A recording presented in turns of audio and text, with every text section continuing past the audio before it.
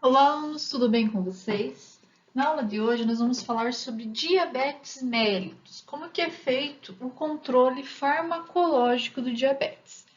Essa aula, vocês que já estão acompanhando o vídeo, estão vendo que é uma aula bem comprida, mas ela é muito interessante. Então, uma coisa que eu vou falar para vocês é o seguinte: cansou?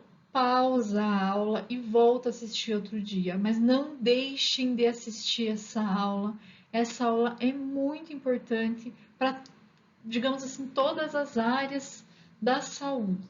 Então assistam com calma, nem que assistam em 2 dias o vídeo, mas assistam. É muito importante vocês saberem como é controlado farmacologicamente o diabetes mellitus. Eu vou dividir a aula, como sempre, com uma introdução falando sobre a doença, falando da fisiologia da produção de insulina e também um pouquinho, mas bem pouco, do glucagon. E depois eu vou falar para vocês como os medicamentos atuam farmacologicamente. O controle da glicemia é feito pelo pâncreas. Então, no nosso pâncreas, nós temos 3 tipos de célula: as células alfa, que produzem glucagon, as células beta, que produzem insulina e amilina, e as células delta, que produzem somatostatina. Quando nós nos alimentamos, o pâncreas ele é estimulado, né, pelo nosso sistema nervoso a produzir e secretar insulina. Quando nós ficamos muito tempo em jejum, o pâncreas é estimulado a produzir glucagon. Então, a insulina ela vai ser produzida no estágio de alimentação, né, logo após a alimentação, e o glucagon ele vai ser produzido após o jejum. A insulina, ela então, após ser liberado pelo pâncreas, vai até as células e converte a glicose que está presente no sangue em glicogênio e gordura, para armazenar essa glicose de uma forma que possa ser utilizada pelo organismo posteriormente. Quando nós ficamos em jejum, o glucagon ele vai até as células e faz com que ocorra a liberação dessa glicose que estava conservada na forma de glicogênio ou na forma de gordura, para que seja utilizado como energia. A glicose, então, como eu falei para vocês, vai ser utilizado como energia do organismo. Principalmente, ela é a principal fonte de energia do cérebro. A amilina, que é produzida pelas células beta do pâncreas, ela retarda o esvaziamento gástrico. Quando a gente se alimenta, juntamente com a insulina, nós vamos ter a produção de amilina. Esse retardo no esvaziamento gástrico, além de dar saciedade, também auxilia nós na absorção desse alimento, porque ele vai ser enviado para o intestino devagar e o nosso organismo consegue absorver. A somatostatina, ela é também produzida não somente pelo pâncreas, mas pelo hipotálamo, isso a gente já viu na aula passada, e ela vai inibir a secreção de insulina, de glucagon e ainda inibe a produção do hormônio do crescimento que nós vimos na aula passada. Além do glucagon, da insulina, né, desses componentes, né, produzidos pelo pâncreas, nós também temos a célula PP. Essa célula, que não está nesse desenho, ela secreta polipeptídeo pancreático, mas nós ainda não sabemos a função desse polipeptídeo no organismo. Tá? Então é por isso que eu também não vou entrar muito em detalhes sobre essa produção. Para a gente poder compreender a diabetes mellitus, nós precisamos lembrar um pouquinho da síntese da insulina. Então, eu sei que vocês já viram isso, eu vou dar uma pincelada para vocês relembrarem. Então, a insulina ela vai ser produzida nas células beta do pâncreas, no retículo endoplasmático. Esse retículo endoplasmático tem lá nos ribossomos um RNA mensageiro que forma a cadeia peptídica a partir de aminoácido. Após a sua formação, nós temos o pré-pró-hormônio. Esse pré-pró-hormônio vai ser direcionado dentro do retículo endoplasmático e vai ser segmentado em pró-hormônio e sequência sinal. Então, ele perde a sequência sinal e esse pró-hormônio vai, então, ser empacotado em uma vesícula de transporte que vai enviar o nosso pró-hormônio do retículo endoplasmático até o aparelho de Golgi. Aqui no aparelho de Golgi, ele vai ser encaminhado e empacotado novamente, formando aí uma vesícula secretora. Nessa vesícula secretora, nós temos enzimas. Essas enzimas, elas crivam o pró-hormônio, formando um ou mais peptídeos que estão ativos e também alguns peptídeos que podem não estar ativos. A partir do momento que nós temos um sinal, como aumento da glicose, ou quando nós estamos pensando em nos alimentar,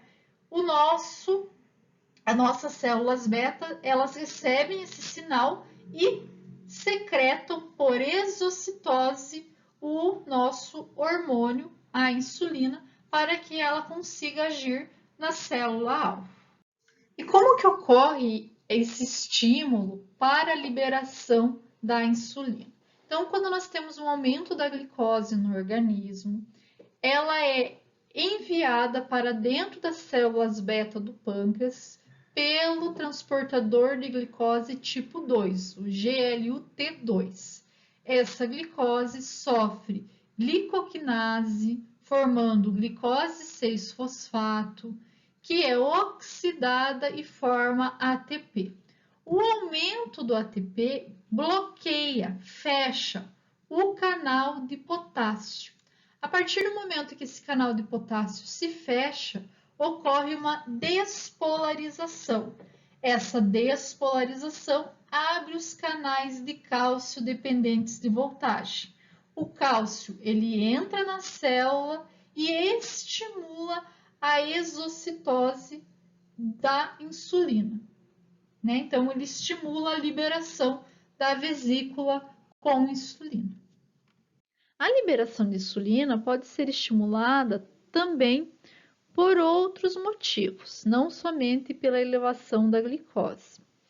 Quando nós temos uma alta concentração de aminoácidos no sangue, tem-se um estímulo da liberação de insulina e também pelos efeitos antecipatórios dos hormônios gastrointestinais, que a gente já falou durante a aula de sistema digestório. Os hormônios que vão influenciar essa liberação são peptídeo semelhante ao glucagon, peptídeo de inibidor gástrico, CCK e a gastrina. Então, são esses hormônios que estimulam. Lembram-se lá que quando a gente se alimenta, o nosso sistema, ele reconhece que a gente está se alimentando e começa a liberar esses hormônios que vão estimular a liberação de insulina para que não tenha um alto pico de glicose dentro do sangue. Então, eles já começam a estimular para que o nosso organismo comece a dar conta dessa glicose. Também temos um estímulo por causa da atividade parasimpática que ocorre justamente após a refeição. Porém, quando a atividade simpática está no comando, nós vamos ter então inibição da secreção de insulina. A insulina vai atuar no processo anabólico do nosso organismo e ela atua principalmente, ela tem como alvo principalmente o fígado, o tecido adiposo e o tecido muscular esquelético. Então, nesses tecidos, nós temos uma região, né, um receptor, o receptor de insulina. Esse receptor ele possui uma atividade conhecida como tirosina sinase, que inicia uma complexa cascata dentro da célula, uma cascata intracelular. Essa cascata ainda está sendo investigada, não se sabe bem como ela funciona. Mas o receptor, que foi ativado pela insulina, ele vai fosforilar as proteínas que incluem um grupo conhecido como substrato de receptor de insulina, que são os IRS. Essa proteína atua por vias bem complicadas para influenciar o transporte e o metabolismo celular. Então, o que acontece? Elas atuam como segundo mensageiro dentro da célula. E elas vão regular, então, a quantidade de enzima, vão influenciar as enzimas, vão regular as enzimas metabólicas, podendo estimular ou inibir essas enzimas. E também esse segundo mensageiro vai auxiliar ativando o transporte celular de glicose para dentro da célula. A glicose entra e vai, então, através das enzimas que foram estimuladas, formar glicogênio ou até mesmo lipídios de reserva. O encéfalo, epitélio de transporte dos rins e do intestino, eles vão ser independentes da insulina, ou seja, eles não necessitam dela para capturar e metabolizar a glicose.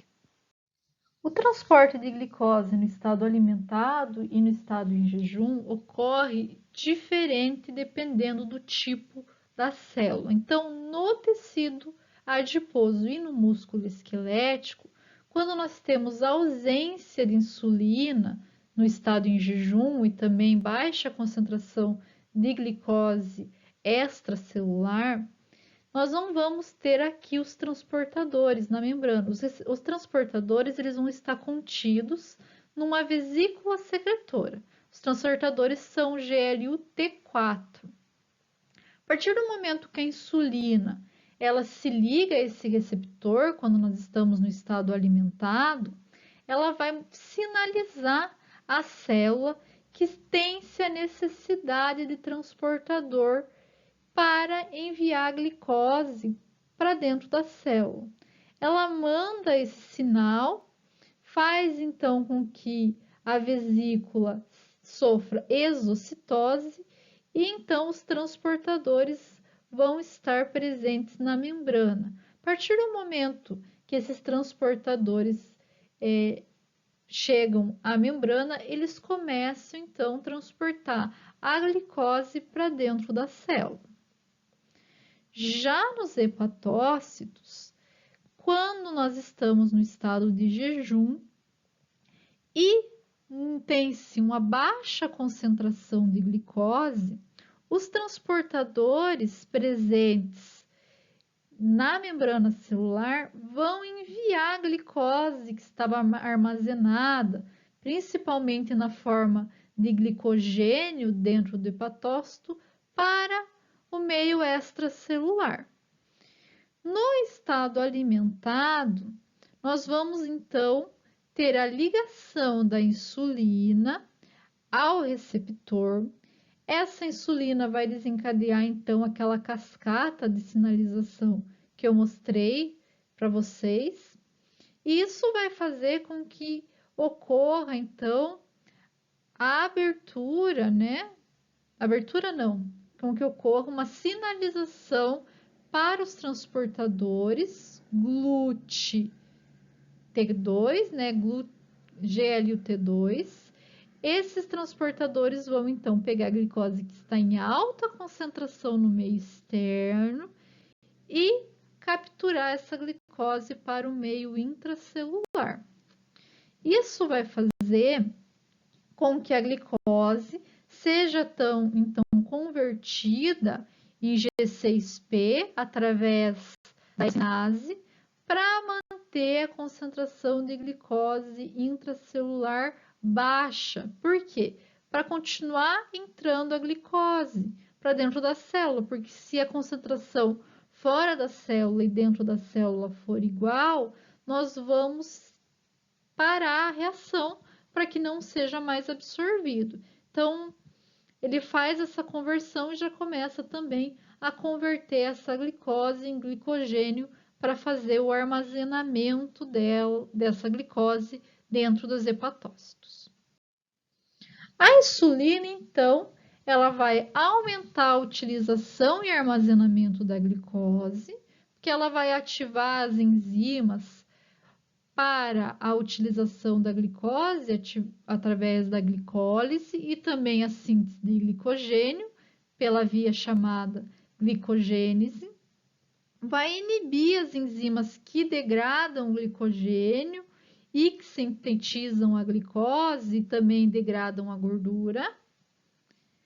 Vai promover a síntese de lipídio e inibir a oxidação dos ácidos graxos que estão de reserva, que estão armazenados. E também vai aumentar a utilização dos aminoácidos. Ele vai ativar enzimas para a síntese proteica e inibir as enzimas que promovem a quebra das proteínas. Tudo isso que a insulina faz auxilia no anabolismo do nosso organismo. O glucagon, por sua vez, ele vai atuar na forma de prevenir a hipoglicemia. Vai ser secretado quando nós temos um nível plasmático de glicose menor que 100 mg por decilitro. Principal célula-alvo, ou célula-alvo primária do glucagon é o fígado.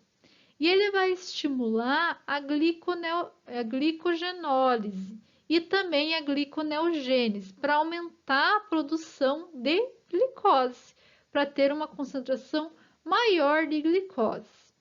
Estima-se que no jejum noturno, quando nós estamos dormindo, 75% da glicose é proveniente do fígado e resultante aí da gliconeogênese.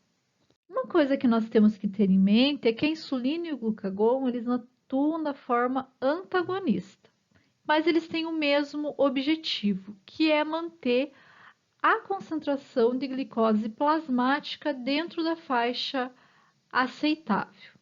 Então, os dois hormônios geralmente estão presentes no sangue, mas qual deles atua depende da concentração, da proporção. Qual tiver com maior concentração é o que vai estar atuando no momento. Olhem aqui que interessante essa figura. Então, no estado alimentado, vamos ter o domínio da insulina, que vai fazer com que ocorra aumento da oxidação de glicose, aumento da síntese de glicogênio, aumento da gordura, de síntese de gordura, e também aumento da síntese proteica, principalmente quando nós nos alimentamos com proteínas e temos uma alta concentração de aminoácido plasmático. Quando nós temos um estado de jejum, principalmente quando estamos há muito tempo sem comer, nós vamos ter então o predomínio ou o domínio do glucagon. O glucagon então vai aumentar a glicogenólise, vai aumentar a gliconeogênese e também a cetogênese. A concentração normal ali da nossa glicose no sangue em estado de jejum, ela fica em torno de 90 mg por decilitro. Então, quando você fica muito tempo sem comer e ocorre uma diminuição nessa concentração, as nossas células pancreáticas vão secretar o glucagon para poder voltar a ter uma concentração próxima a 90 mg por decilitro. E agora que a nossa aula vai começar, digamos assim, mais focado para a área farmacológica. Então, o diabetes mellitus é uma doença conhecida por ter um alto nível de glicose no sangue e geralmente é causada por dois motivos. Um dos motivos é a ausência da produção ou redução na produção de insulina. Quando a pessoa tem algum problema na célula beta, onde ela não produz a insulina. Geralmente está associada à doença autoimune, onde o organismo destrói as células beta, tá? E, por consequência, não tem a produção de insulina. E a outra causa é a resistência à insulina, que nada mais é que uma diminuição da sensibilidade. Ou seja, a insulina não consegue agir na célula e, consequentemente, a glicose não consegue ser absorvida pela célula. Como sintomas, nós temos a glicosúria, que é a glicose na urina, poliúria, que é uma micção aumentada, polidipsia, que é sede aumentada, que faz com que a pessoa tenha um aumento também na ingestão hídrica, emagrecimento, porque nós vamos ter um aumento na degradação e também uma redução na síntese proteica.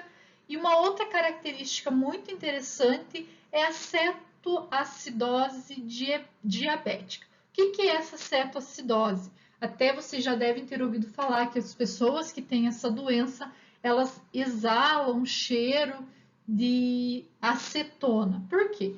Porque quando a pessoa tem diabetes, aumenta a aceleração, a degradação, de gordura em acetil-CoA. Então, nós temos aí um aumento, digamos assim, no metabolismo dessas gorduras. Além disso, nós vamos ter uma conversão em acetoacetato e beta-hidroxibutirato, que pode dar uma acidose ao organismo, e também nós vamos ter uma conversão em cetona, que é o odor característico adocicado de cetona, que esses pacientes, quando estão em altos níveis, né, da diabetes, quando estão em uma diabetes bem descontrolada, tem como característica. A diabetes, ela pode causar e também aumentar a probabilidade de ter aterosclerose. Essa aterosclerose, ela pode evoluir para o infarto do miocárdio, AVC e até amputações. Além disso, a diabetes, ela pode causar insuficiência renal, que pode progredir para uma nefropatia e cegueira. A coexistência da diabetes mellitus com a hipertensão promove um dano renal progressivo muito maior e precisa-se fazer um tratamento da hipertensão bem agressivo, tá? Então tem que se ter um cuidado muito na coexistência dessas duas doenças. Quando faz o tratamento para hipertensão, nós retardamos bastante essa nefropatia diabética, tá? Reduz também o risco de infarto do miocárdio. Normalmente, nós utilizamos inibidores da enzima conversora de angiotensina ou antagonistas dos receptores de angiotensina, que são bem eficazes na prevenção dessa nefropatia diabética. Então, tem que ter um cuidado especial, redobrado, a pacientes que, além de diabetes, têm hipertensão. Existem dois tipos principais de diabetes mellitus, o diabetes tipo 1 e o diabetes tipo 2. Por muito tempo, o diabetes tipo 1 ele era conhecido como diabetes insulino dependente, até por isso eu coloquei aqui para vocês. O que é? São pacientes que não produzem a insulina, tá? Então, é um problema na produção dessa insulina lá pelo pâncreas. Já a diabetes tipo 2, ela é não insulino dependente, ou seja, é algum fator que está causando a resistência à insulina. Geralmente, a diabetes tipo 2, ela está ligada à obesidade e ela começa na vida adulta. Já a diabetes tipo 1, geralmente, ela, como é uma doença que é falta da produção de insulina, ela começa já quando é criança ou até mesmo durante a adolescência em um paciente normal que não tem nenhuma outra comorbidade. Nós ainda temos, como eu falei para vocês, outros tipos de diabetes que são menos comuns, como por exemplo a diabetes farmacológica, que está ligado à utilização por muito tempo a glicocorticoides ou diuréticos tiazídicos, mas o que nos interessa mais é a diabetes mellitus mais comum do tipo 1 e do tipo 2. Relembrando, a diabetes do tipo 1 é uma doença geralmente autoimune, onde nós temos a destruição das células beta do pâncreas e, consequentemente, uma deficiência absoluta de insulina, ou seja, nós não temos a produção deste hormônio. Já a diabetes tipo 2, ela é comum na vida, mais comum na vida adulta, vai ser caracterizada pela resistência à insulina ou até mesmo um comprometimento na sua secreção. Ou seja, nós temos a produção da insulina, porém ela não tem o efeito desejado. Para vocês terem uma ideia, eu coloquei aqui um gráfico demonstrando a secreção da insulina num paciente normal, num paciente com diabetes tipo 2 e num paciente com diabetes tipo 1. No paciente normal, e aqui é como se o paciente estivesse recebendo uma infusão de glicose por 75 minutos, tá? Então a glicose está entrando no organismo dele durante esses 75 minutos. Quando nós temos um paciente normal, logo após a incisão, a infusão do primeiro pico observado de glicose, ele vai produzir insulina até liberar insulina no organismo até o pico. Então, nós teremos uma produção rápida de insulina. Essa produção ela decai um pouco, mas ela volta a aumentar e vai ser mantida por algum tempo até a retirada da glicose. No pacientes diabéticos tipo 2, ele demora um pouco para produzir essa insulina, demora para ter essa resposta. Nós vamos ter aí a produção em mais ou menos 30 minutos após a infusão da glicose. Já no diabetes tipo 1, ele não produz, ele não tem insulina, então nós não vamos observar aí esse pico de insulina. O paciente ele não produz nada de insulina para que seja absorvida a glicose. Quando nós falamos em tratamento, nós podemos utilizar a insulina em si, podemos utilizar hipoglicemiantes orais e também substâncias, fármacos que estimulam a secreção de insulina. Então, nós vamos começar falando da insulina, de como ela vai atuar no organismo, mas vocês já viram como que ela atua, né? Eu vou falar um pouquinho mais da parte farmacocinética dela agora. Mas antes de falar dessa farmacocinética da insulina, vou falar um pouquinho para vocês de algumas curiosidades.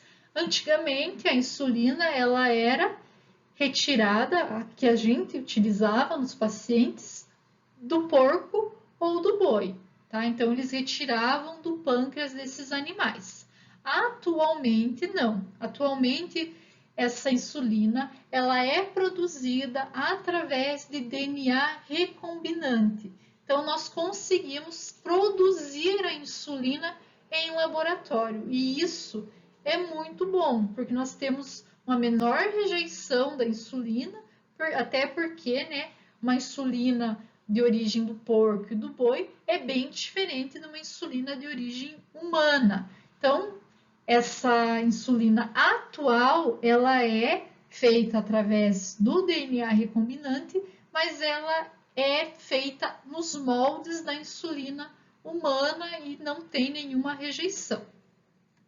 A insulina, ela é degradada pelo trato gastrointestinal, então ela é administrada por via parenteral, podendo ser geralmente por via subcutânea, mas também pode ser administrada por via intravenosa ou intramuscular em estado de emergência e por via intraperitoneal em pacientes diabéticos que possuem insuficiência renal e estão em estágio terminal. Em relação à meia-vida, ela demora aproximadamente 10 minutos e ela vai ser inativada tanto pelo fígado quanto pelo rim. 10% dela, então, é eliminada pela urina. Em relação aos tipos de insulina, nós temos a insulina solúvel, que tem um efeito rápido e duradouro. Nós temos também a insulina que é precipitada com protamina ou zinco, que é conhecida como insulina isofana e também vocês podem ouvir aí como suspensão de insulina de zinco amorfa ou cristalina. Essa insulina ela é absorvida mais lentamente e isso faz com que o efeito dela seja mais demorado e também mais duradouro. Nós temos também a insulina lispro, que é um análogo à insulina. Ela vai agir mais rápido que a insulina normal e geralmente é administrada para pacientes logo após não, antes das refeições. Por quê? Porque você vai se alimentar, então você utiliza a insulina e você não vai ter um pico de glicose no organismo. E a insulina glargina. Lembrem, insulina glargina. Ela é uma insulina que precipita no pH fisiológico do tecido subcutâneo. A partir do momento que ela precipita, ela vai prolongar a ação, porque ela vai ser liberada para o organismo aos poucos. E isso faz com que a ação dela seja prolongada. Quando a gente fala de posologia da insulina, existem diversos esquemas posológicos, depende muito do paciente. Então, nós podemos ter combinação de insulina de curta duração com de longa duração, múltiplas doses de insulina ao longo do dia. Nós podemos ter, por exemplo, a utilização de doses de curta duração antes da refeição e de longa duração à noite. E nós temos a bomba de insulina. Essas bombas elas ainda são pouco usadas, mas são de interesse extremo porque elas conseguem medir a glicose e regular a dose de insulina que deve ser liberado. Então, nós vamos ter, é claro, muito estudo ainda sobre essas bombas de insulina, mas elas são extremamente interessantes e atualmente elas são utilizadas em hospitais. A gente não tem muita utilização delas em casa. É claro que tem bastante coisa sendo testada, bastante coisa nova no mercado. Então, acredito que logo nós teremos essas bombas de insulina sendo utilizadas com mais frequência. Em relação aos efeitos indesejáveis, nós temos poucos efeitos, tá? Até porque é uma insulina humana, né? Então, é difícil ter um efeito indesejável porque é uma coisa comum no nosso organismo. Mas o efeito mais comum é a hipoglicemia. A hipoglicemia ela pode ser tratada com ingestão de glicose, tá? Então, às vezes a pessoa sente que a glicemia está baixa, vai lá, chupa uma bala, toma um refrigerante, alguma coisa assim, e ela estabiliza. Mas nós temos que cuidar porque pode também ter um efeito rebote, causando hiperglicemia de rebote. Por quê? A partir do momento que a glicose ela diminui, o glucagon vai ser liberado. E daí você tem a liberação de glucagon, vai lá e ingere glicose também, pode ter um aumento, né, um pico bem alto aí desse rebote. Mas, pessoal, o tratamento da diabetes, ele é muito pessoal, tá? Cada pessoa age de um tipo. Meu pai, como eu já devo ter comentado com vocês, ele tem diabetes há muitos anos e ele nunca teve um pico de hipoglicemia. Então, depende muito de cada pessoa. E eu conheço pessoas que têm pico de hipoglicemia direto também. Então, tem que se cuidar, tem que se ter um tratamento, um acompanhamento para utilização correta dessa insulina e também uma utilização correta de outros medicamentos para que não ocorra esses picos. Quando nós falamos em reação alérgica, normalmente, como essa é uma insulina humana, essa reação é incomum, mas pode acontecer raramente do paciente ter anticorpo contra a insulina. E daí nós vamos ter um grande problema, porque a pessoa, além de não produzir, ou pode até estar produzindo a insulina, ela combate a insulina e a insulina não tem o efeito. É muito raro, mas pode acontecer. Então, vamos falar agora dos outros agentes hipoglicemiantes. A maioria deles é de uso oral. Vamos começar falando das biguanidas. Essas biguanidas, elas atuam por diferentes mecanismos de ação.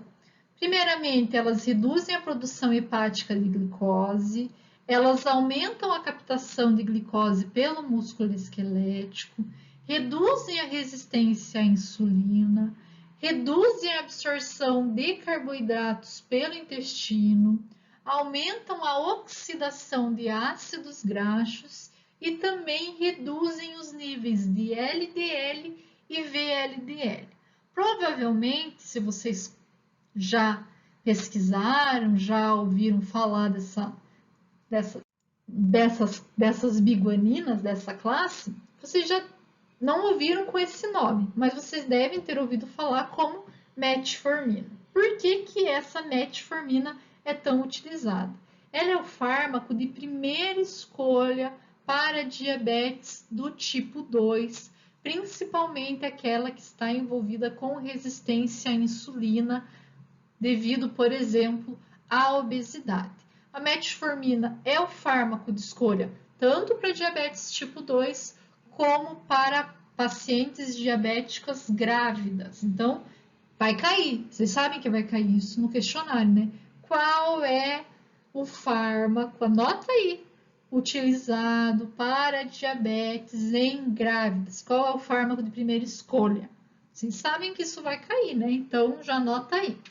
Além da metformina, nós também temos a fenformina, e também é utilizada, mas a metformina é a mais utilizada, é distribuída pelo SUS também. Além da metformina, nós temos distribuição pelo SUS de insulina, tá? Então, pacientes diabéticos, insulino-dependentes, eles conseguem retirar gratuitamente a insulina no postinho e a metformina também.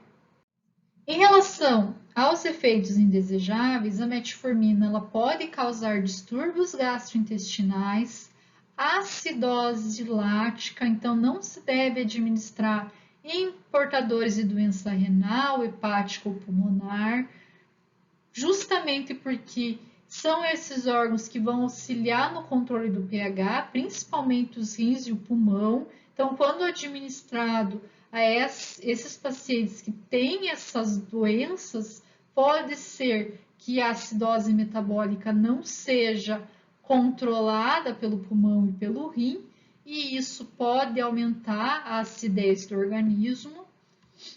E também o uso prolongado dessa metformina pode interferir na absorção de vitamina B12. A outra classe que nós vamos falar são as sulfanilureias.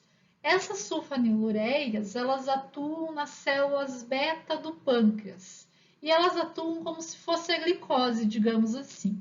Elas vão bloquear o canal de potássio, fazendo com que ocorra a despolarização, a entrada de cálcio que libera as vesículas com insulina. Então, as sulfanilureias, elas estimulam a secreção de insulina no plasma. A partir do momento que nós temos a secreção de insulina, a glicose vai ser utilizada pelo organismo e ela vai ser reduzida no plasma consequentemente. Como representantes dessa classe, eu coloquei somente os que são utilizados clinicamente no Brasil. Então, nós temos a clorpropamina, a glibenclamida, que é muito utilizada, eu acho que é a mais utilizada dessa classe. Nós também temos a glicazida e a glipizida. Essa classe, ela é bem absorvida por via oral, apresenta concentração máxima entre 2 a 4 horas, depende aí do fármaco, liga-se fortemente à albumina plasmática, então tem que se cuidar quando utiliza outros medicamentos que se ligam a essa albumina, porque pode ser que ela acabe tendo um efeito somatizado, um efeito mais rápido, então tem que se cuidar com relação a isso. Ela é eliminada pela urina, atravessa a barreira placentária e também está presente no leite materno. Então, não é indicado para grávidas nem para pessoas que estão amamentando. Com efeitos indesejáveis, ela pode causar hipoglicemia, ela estimula o apetite, então tem que se cuidar bastante em pacientes obesos que têm resistência à insulina. Não é que seja contraindicado, mas tem que se observar bem, porque pode acontecer que esse aumento do apetite faça com que ele ganhe mais peso. Nós podemos ter algumas erupções cutâneas, que são caracterizadas como alergia, e raramente, mas pode acontecer lesão na medula óssea. Muitas classes de medicamentos podem ter interação com as sulfanilureias, podendo aumentar o efeito ou diminuir. Em relação ao aumento do efeito, nós observamos no uso concomitante com AINES, cumarinas, uricosúricos, álcool, inibidores da MAO, antibacterianos, principalmente sulfamidas e clorofenicol, e antifúngicos e imidazólicos. A maioria desses fármacos, eles também ligam-se lá na albumina plasmática.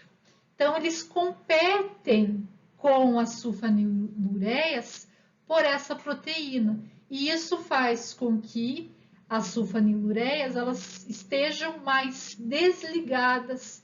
E lembrem-se que os fármacos só vão ter efeito quando estão desligados dessa proteína. E isso faz com que tenhamos, né, um aumento na sua ação.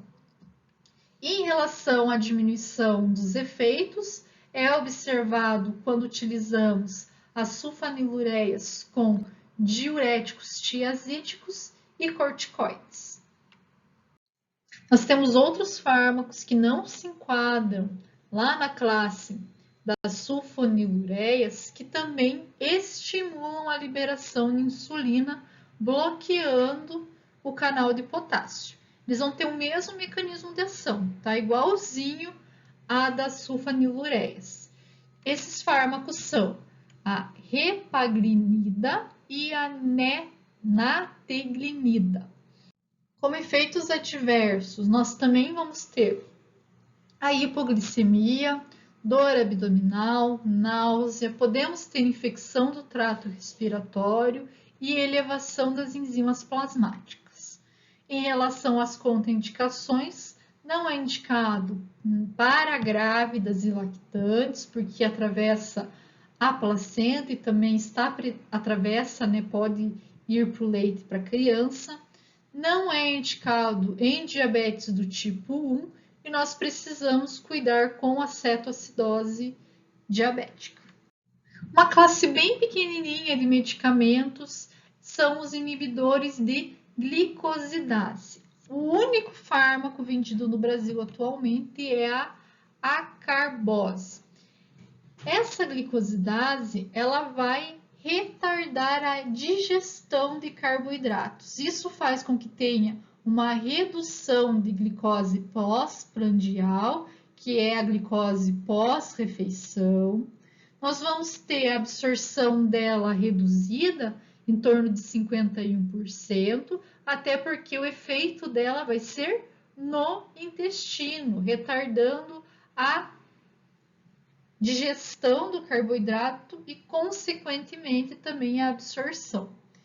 ela vai ser biotransformada no intestino por bactérias e daí que ela passa a ter o efeito. Então, ela é praticamente um profármaco que vai passar a ter efeito após a biotransformação no intestino. Nós também podemos utilizar essa acarbose com associação a sulfanilureias em diabéticos tipo 2. Mas ela tem algumas, não, várias contraindicações. Ela é contraindicada igual todos os medicamentos, quando tem hipersensibilidade a ela. Na cetoacidose diabética, ela é contraindicada, cirrose hepática, doença inflamatória intestinal, ulceração de colo, obstrução gastrointestinal. Ou seja, se tem alguma doença gástrica ou intestinal, principalmente intestinal, deve-se tomar cuidado com a utilização desse medicamento. Também é contraindicado na gravidez e lactação e em crianças. Em relação ao efeito adverso, é comum dor abdominal, diarreia, flatulência, pode causar, claro que raramente, hepatite fulminante. Então, tem que se cuidar muito com a dosagem desse medicamento. E, além disso, pode diminuir os níveis de cálcio e vitamina B6 do plasma. Outra classe que nós vamos falar é a tiazolidinodionas. É um nome bem comprido, né? Então, como que elas atuam? Elas vão atuar no receptor PPRAY, que é o receptor gama ativado por proliferadores de peroxissoma. A partir do momento que ela se liga a esse receptor, ela estimula esse receptor. Então, ela tem um efeito, nessa classe, tem um efeito agonista. Esse receptor está presente no tecido adiposo, nos músculos e no fígado. E a partir do momento que nós temos a estimulação desse receptor, nós vamos ter uma captação de ácido graxo e de glicose para que ocorra a lipogênese. A lipogênese, então, vai promover a diferenciação dos adipócitos. Resumindo, nós vamos ter uma redução de glicose no plasma, porque ele vai ser captado tanto pelo músculo, quanto pelo tecido adiposo, quanto pelo fígado.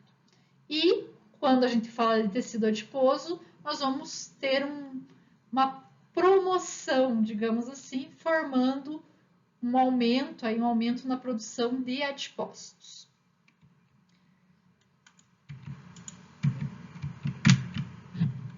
Além disso, ela promove a reabsorção de sódio nos ductos coletores. Então, uma das características, você já deve imaginar, é o aumento, a retenção hídrica, né, por promover a reabsorção de sódio. E como ele promove a diferenciação dos adipócitos, nós também vamos ter um aumento de peso nos pacientes que utilizam esse medicamento. Então, também deve ser utilizado com cuidado em pacientes que têm obesidade. Com relação aos fármacos utilizados clinicamente no Brasil, desta classe, nós temos a pioglitazona e a rosiglitazona.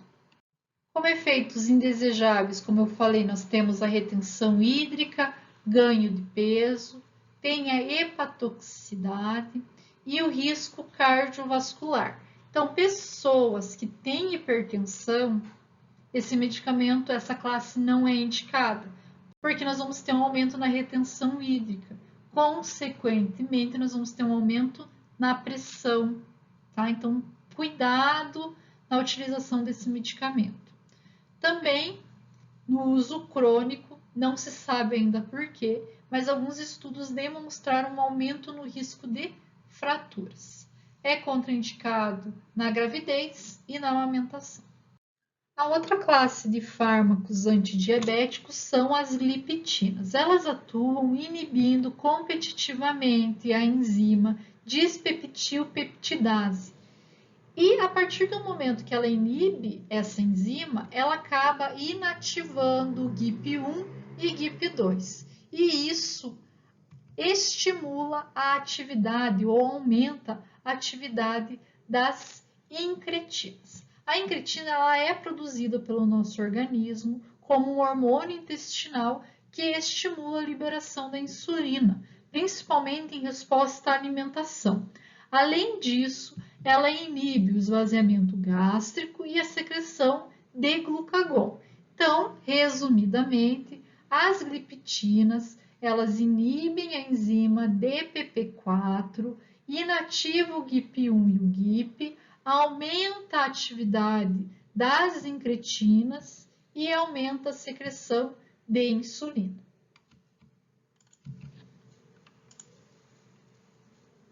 Com relação aos representantes dessa classe, nós temos a istagliptina e a vildagliptina. Como efeito adverso, nós podemos observar hipoglicemia, dor abdominal, náusea, diarreia, tontura e cefaleia. E é contraindicado na gravidez e lactação e também é contraindicado para crianças. E o último medicamento que nós vamos falar, que não é uma classe, porque a gente só está falando, é a isenatida. A isenatida ela é administrada de 2 a 3 vezes por dia na via subcutânea, porque ela é degradada pelo nosso sistema gastrointestinal. E como que ela atua? Ela vai minimizar os efeitos do GLP-1. Isso faz com que ocorra uma redução na glicemia pós-prandial e ela também promove saciedade. Isso acaba estimulando até a utilização errônea desse medicamento, que é para diabetes tipo 2, mas pode acontecer de vocês ouvirem pessoas falando que utilizam ela para emagrecimento, tá? Não é o certo, né, pessoal? A partir do momento que você utiliza um medicamento que tem um efeito tão complexo para uma doença que você não tem, você sabe que você vai desregular o teu organismo. Então, cuide muito quando vocês ouvem as pessoas falando que estão utilizando medicamento para diabetes para emagrecer. Isso é extremamente errado, tá? Além disso, esse medicamento ele já demonstrou diminuição no acúmulo de gordura no fígado. Então, tem-se uma utilização clínica para diminuir a gordura no fígado de alguns pacientes. Como efeito adverso, nós vamos ter hipoglicemia, efeitos gastrointestinais como náusea, vômito e podemos ter pancreatite. Vejam que os efeitos adversos são grandes, né? Não vale o risco de você utilizar um medicamento desse para emagrecer. E ele é indicado para diabetes do tipo 2. Atualmente no Brasil, segundo dados da Associação Brasileira de Diabetes, nós temos 13 milhões de pessoas vivendo com diabetes. Representa em torno de 6,9% da população. Tenho certeza que vocês conhecem algum amigo ou até mesmo um familiar que tem diabetes. Nós, como profissionais da saúde, temos que dar uma atenção especial a esse paciente, porque a diabetes ela pode comprometer muito a vida desses pacientes. Pessoal, minha aula de hoje fica por aqui. Obrigada por assistirem e até a próxima aula.